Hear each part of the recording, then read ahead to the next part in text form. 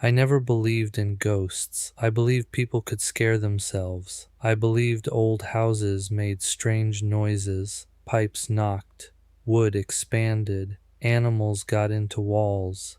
And if you woke up in the middle of the night already half asleep, your brain could convince you that just about anything was standing in the corner of your room. At least, that's what I used to believe. Then I spent 3 nights in my grandmother's house. She had lived there for almost 40 years. It was an old 2-story farmhouse sitting by itself at the end of a gravel road surrounded by woods on 3 sides. There wasn't another house close enough to see from the property. When she passed away, my family needed someone to stay there for a few days while we sorted through everything. I volunteered. The first night was completely normal. I spent most of the evening boxing up photographs, paperwork, old dishes, things like that. Around 11, I locked the doors, turned off the downstairs lights, and went to sleep in the guest bedroom. Sometime during the night, I woke up. I didn't know why. The room was completely dark except for the little digital clock beside the bed. It said 2:17. I remember staring at those numbers because I was trying to decide whether I needed to use the bathroom. That's when I heard 3 knocks. Not on the bedroom door. They came from downstairs. Knock, knock, knock.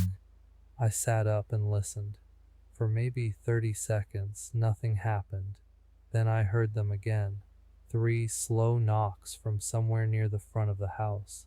I figured somebody must have been at the door.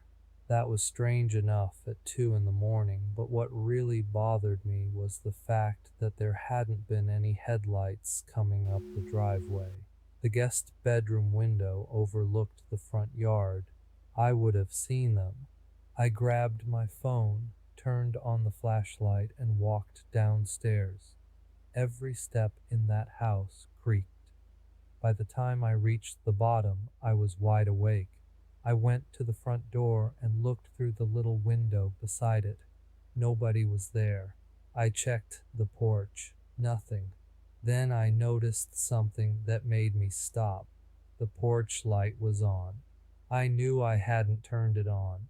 I stood there for a few seconds, trying to remember if maybe I'd flipped the switch earlier without thinking about it. That's when the knocking happened again, except this time it wasn't coming from the front door. It was behind me. 3 knocks from the basement door. I didn't open it. I wish I could tell you I was brave enough to go investigate, but I wasn't. I backed away, went upstairs, locked the bedroom door, and stayed awake until the sun came up. The next morning, everything seemed ridiculous. Sunlight has a way of doing that. A creepy house at 2 in the morning becomes an old house at 9 in the morning. I checked the basement. Nothing was down there. No broken windows, no animals, no sign anyone had been inside. I almost convinced myself I'd imagined the whole thing. Then I found the notebook. It was in a drawer beside my grandmother's bed. Most of it was normal stuff. Grocery lists, phone numbers, appointments. But toward the back, the handwriting changed. The entries were short. The first one said, 2:17 again, 3 knocks. The next one was dated almost 2 years later. Front door this time, then basement, then do not answer. That one bothered me. I read through the rest of the notebook. There were maybe 15 entries spread across almost 20 years. Always the same time, 2:17 in the morning, always 3 knocks. And one sentence appeared over and over. Do not answer. I called my mom and asked if Grandma had ever mentioned hearing knocking at night. There was a long silence. Then she asked me why. I told her what happened. She told me I should leave the house. Not later. Not after I finished packing. Right then.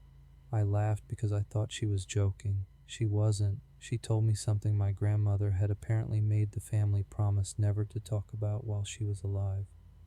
When my grandfather was younger, before I was born, he had a younger brother named Thomas. Thomas disappeared. Nobody knew where he went. The police searched for weeks. They found his truck abandoned about 5 miles away, but they never found him. About a month after he disappeared, my grandmother woke up at exactly 2:17 in the morning. Someone was knocking on the front door 3 times. She went downstairs. Through the door, she heard Thomas. He was asking her to let him inside. My grandfather woke up and came downstairs. The moment he heard the voice, he grabbed my grandmother and pulled her away from the door. She kept telling him Thomas needed help, but my grandfather said something that stayed with her for the rest of her life. He said, "That's not Thomas."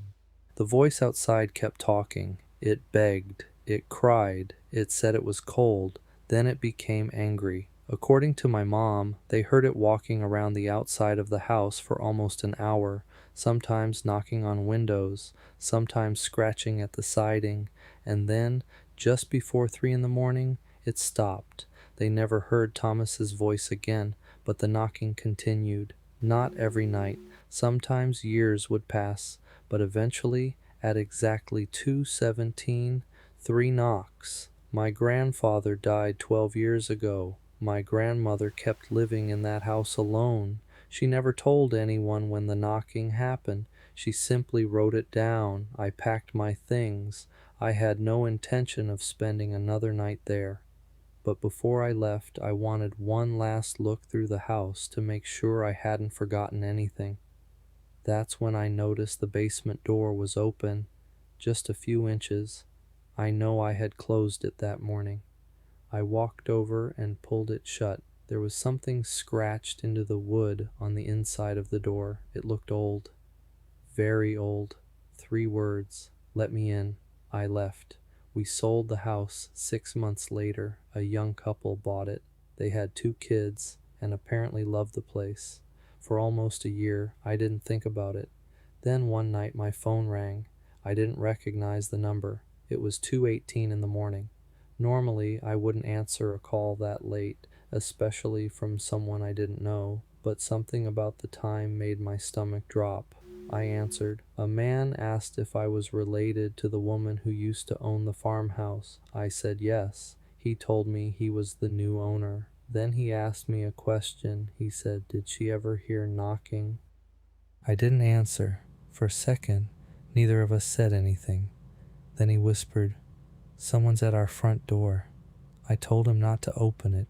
He said he could hear a woman outside, an elderly woman. She was crying. She was asking him to let her inside, and she kept saying the same thing. My grandson left me here. The call suddenly went silent. Then I heard something through his phone. 3 slow knocks. Knock, knock, knock. The line disconnected. I've tried calling that number back.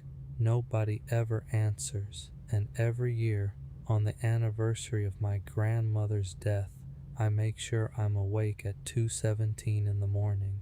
Because so far, the knocking has stayed at that house. But last year, at exactly 2:17, my porch light turned on by itself.